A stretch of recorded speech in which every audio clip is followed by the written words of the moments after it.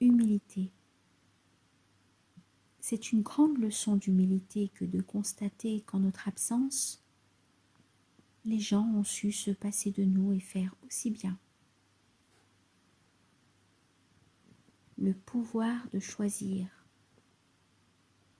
Chacun d'entre nous porte en lui le pouvoir de choisir, de décider, de refuser, de changer.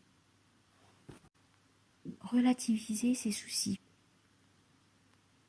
Quand dans une journée rien ne va comme on le souhaite, faire la part des choses et se dire que si l'on est en bonne santé, entouré par une famille ou des amis chers, tout ne va pas si mal.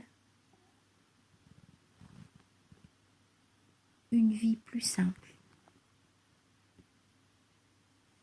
Le bonheur consiste à se simplifier la vie.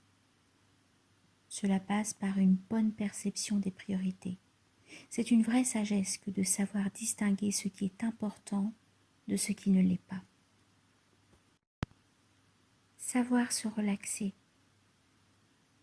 Pour trouver le calme, il faut savoir se relaxer plusieurs minutes par jour et s'obliger à cette douce contrainte. Réponse. Ne pas se préoccuper de ce qui arrivera demain, mais s'interroger davantage sur ce que sera notre attitude face à l'imprévu ou à l'adversité. Car ce qui est important n'est pas ce qui arrive, mais la réponse que nous apportons aux événements.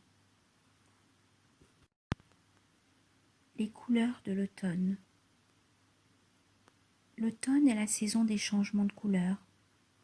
Observez le spectacle de la nature, au lieu de se lamenter sur la fin de l'été, sur les journées qui raccourcissent. Allez marcher en forêt ou dans un parc. Ramasser les feuilles mortes. S'amuser à identifier les arbres. Accrocher aux branches des filets de nourriture pour les oiseaux ou les écureuils. Chaque saison a ses charmes. À nous de les apprécier. La rigueur aux enfants. Apprendre aux enfants la rigueur et la discipline, c'est les préparer de bonne heure aux efforts de leur vie future. Ne pas hésiter à les récompenser lorsqu'ils sont allés au bout d'une mission.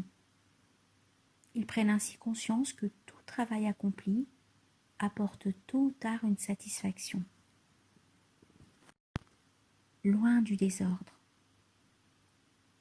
Évitez de vivre dans le fatras et la confusion. Un bureau mal rangé n'incite pas au travail. On y cherche ses dossiers, on ne comprend plus les messages griffonnés. On perd du temps. On s'énerve car on se sent mal dans cet environnement. Sait-on que dans notre inconscient, un objet qui n'est pas à sa place provoque un stress? Plus une pièce est en désordre, plus ceux qui s'y trouvent sont irritables. Mettre de l'ordre dans son espace vital, ranger les objets, c'est ranger sa tête. On en ressent immédiatement les bienfaits. Espace vide. Prendre conscience de la paix et de la sérénité que dégage un espace vide ou une maison aérée. Seuls les actes parlent. Se méfier des beaux parleurs qui nous noient de promesses, s'en tenir aux actes. Écouter. En laissant s'exprimer autrui et en sachant l'écouter, on s'en fait un ami. Accepter la différence. Un enfant qui échoue à l'école n'est pas forcément paresseux ou stupide. Il est différent.